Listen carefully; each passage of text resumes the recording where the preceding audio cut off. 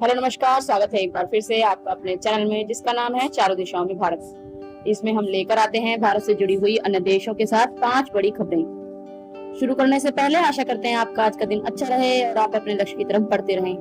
फिलहाल हम बढ़ते हैं आज की पहली खबर की ओर। पहली खबर नॉर्वे से।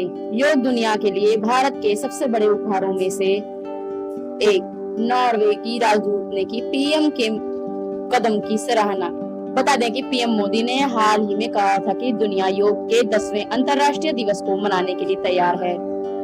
इसी का जवाब देते हुए राजदूत स्टीनर ने योग करते हुए तस्वीरें साझा की। योगा ही है जो स्वस्थ जीवन जीने का प्रमुख आधार है। भारत तो आदिकाल से प्रकृति की इस खूबसूरती से परिचित था, लेकिन 2015 में प्रधानमंत्री नरेंद्र मोदी ने इसे एक मिशन बना दिया। उनके प्रयासों के कारण ही अब 21 जून को हर साल अंतर्राष्ट्रीय योग दिवस मनाया जाता है। उन्होंने न सिर्फ देशवासियों को बल्कि दुनिया भर के लाखों लोगों को योग करने के लिए प्रेरित किया। इसी को लेकर नॉर्वे की राजदूत एलिन स्टेनर ने भारत की सराहना की है। उन्होंने कहा कि भारत ने दुनिया को सबसे बड़ा उपहार दिया है, वो है योग। दरअसल पीएम मोदी ने हाल ही में सोशल मीडिया मंच एक्स पर पोस्ट में कहा था कि अब से 10 दिन बाद दुनिया योग के 10वें अंतर्राष्ट्रीय दिवस को मनाने के लिए तैयार है। योग ने सांस्कृतिक और भौगोलिक सीमाओं को पार कर लिया है। समग्र कल्याण की खोज में दुनिया भर में लाखों लोगों को एकजुट किया है। राजदूत स्टेनर ने पीएम के इसी पोस्ट का जवाब देते हुए यह बात कही। मैं प्रधानमंत्री नरेंद्र मोदी से पूरी तरह सहमत हूँ। योग दुनिया के लिए भारत के सबसे बड़े उपहारों में से एक है। जब संयुक्त राष्ट्र संघ ने योग को लेकर बढ़ावा दिया तो मैंने शीर्षासन करने का लक्ष्य रखा। क्या आप मेरे साथ हो?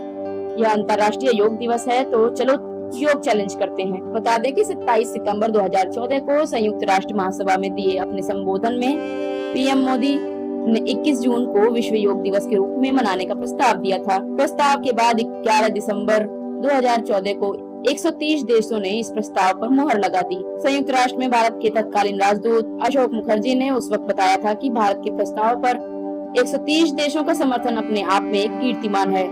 3 माह के अंदर इस प्रस्ताव को पारित कर दिया गया। यह भी संयुक्त राष्ट्र की ओर से पारित किए गए प्रस्तावों में सबसे कम समय लेने वाला है। खास बात यह कि प्रस्ताव के पारित होते वक्त समर्थन करने वाले देशों की संख्या 130 से बढ़कर 177 हो गई थी। बढ़ते हैं दूसरी खबर की ओर। भारतीय नौसेना का ये योद्धा पहुंचा जापान। गर्मजोशी से हुआ स्वागत। बता दें कि भारतीय नौसेना का स्वदेशी steel frigate INS Shivalik Japan Bharat समुद्री अभ्यास के 8वें संस्करण में भाग लेने के लिए योकोसुका पहुंच गया है। अधिकारियों ने इस बारे में जानकारी दी है। नौसेना के प्रवक्ता ने एक बयान में कहा, पिछले कुछ वर्षों में यह समुद्री अभ्यास एक दूसरे की नौसेना के बारे में सीखने का अवसर प्रदान करता है। यह आपसी सहयोग को बढ़ावा देने और हिंद प्रशांत में समुद्री सुरक्षा के प्रति अपनी सजगता को भी दर्शाता है। अधिकारियों ने बताया कि अभ्यास के 8वें संस्करण में भाग लेने के लिए INS शिवालिक जापान के योकोसुका पहुंचा। यहाँ vice admiral Ito Hiroshi, commander JMS DF Yokosuka जिला और जापान में भारत के राजदूत CB जॉर्ज ने शिवालिक का गर्मजोशी से स्वागत किया। इस अभ्यास में बंदरगाह और समुद्री दोनों चरण शामिल हैं। स्टील फ्रिगेट उस अत्याधुनिक युद्धक पोत को कहते हैं जो तेज गति से चलता है और इसकी गतिविधियों को रडार द्वारा पकड़ना अक्सर कठिन होता है। शिवालिक श्रेणी का यह युद्धपोत बहुआयामी चुनौतियों का सामना करने में सक्षम है। इसमें विभिन्न प्रकार की आधुनिकतम तकनीकें हैं।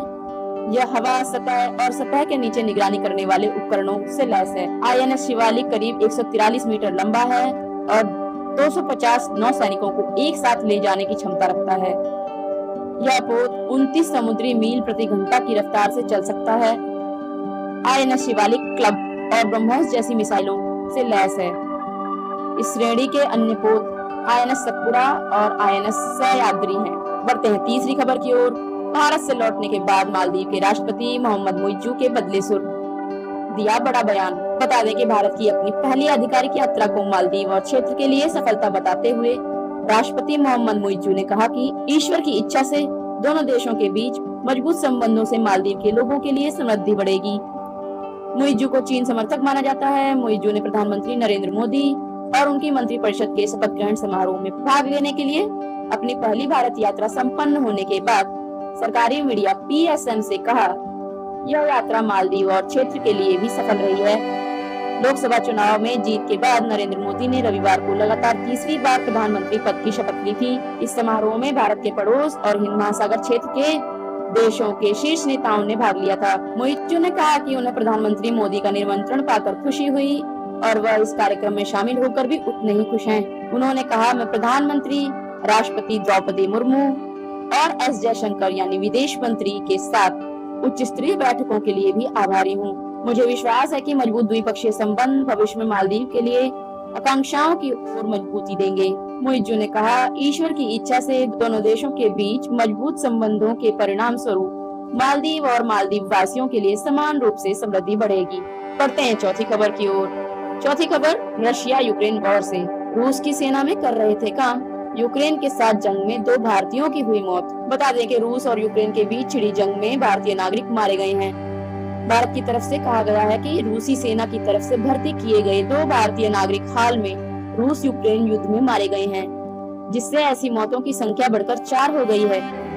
विदेश मंत्रालय ने कहा कि भारत ने रूस के साथ इस मामले को मजबूती से उठाया है और रूसी सेना में शामिल सभी भारतीय नागरिकों की जल्द वापसी की मांग की है।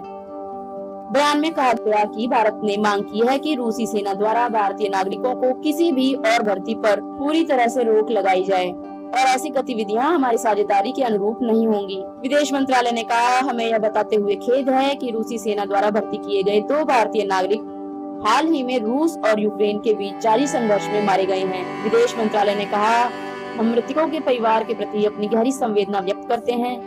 मॉस्को में हमारे दूतावास ने रूसी अधिकारियों पर पार्थिव शरीर को जल्द से जल्द वापस भेजने का दबाव बनाया है। बढ़ते हैं आज की 5वीं और आखिरी खबर की ओर, जो की है आज खेल दुनिया से। हरभजन सिंह ने पूर्व पाकिस्तानी क्रिकेटर को जमकर लताड़ा, अर्शदीप सिंह बने वजह। बता दें कि पाकिस्तान के पूर्व विकेटकीपर बल्लेबाज कामरान अकमल भारतीय टीम के गेंदबाज अर्शदीप सिंह पर दिए गए बयान पर पूरी तरह से फंस गए हैं।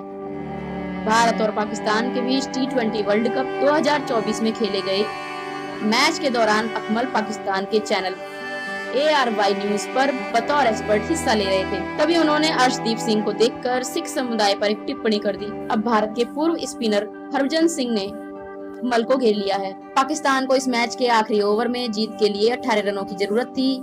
टीम इंडिया के कप्तान रोहित शर्मा ने ये ओवर अर्शदीप सिंह को दिया। इसी को लेकर अकमल ने टीवी पर ऐसा कमेंट कर दिया, उनको अब जमकर लताड़ लगाई जा रही है। अर्शदीप जब गेंदबाजी पर आए तो अकमल ने कहा, कुछ भी हो सकता है, 12 बज गए हैं, किसी सिख को नहीं देना चाहिए था 12 बजे ओवर। पैनल पर मौजूद एक और शख्स को अकमल की इस बात पर जोर से हंसी आई, लेकिन सोशल मीडिया पर अकमल को खूब कोसा जा रहा है और सिख समुदाय का मजाक बनाने के लिए लताड़ लगाई जा रही है। अकमल के इस कमेंट पर भारत के पूर्व ऑफ स्पिनर हरभजन सिंह भी गुस्सा हो गए। उन्होंने सोशल मीडिया साइट एक्स पर अकमल को कोसते हुए लिखा, लख दी लानत तेरे कामरान अकमल, तू अपने गंदे मुंह से कुछ कहो, उससे पहले तुम्हें सिखों का इतिहास पता होना चाहिए। जब आक्रमणकारियों ने तुम्हारी माँ बहन को पकड़ लिया था, तब हम सिखों ने उन्हें बचाया था, वो भी 12 बजे। आपको शर्म करनी चाहिए। बहरहाल कामरान अकमल ने अपने इस बयान पर माफी मांगी है। आशा करते हैं आपको हमारी न्यूज पसंद आई होंगी। कल फिर हाजिर होंगे 5 नई और बड़ी खबरों के साथ। तब तक के लिए धन्यवाद।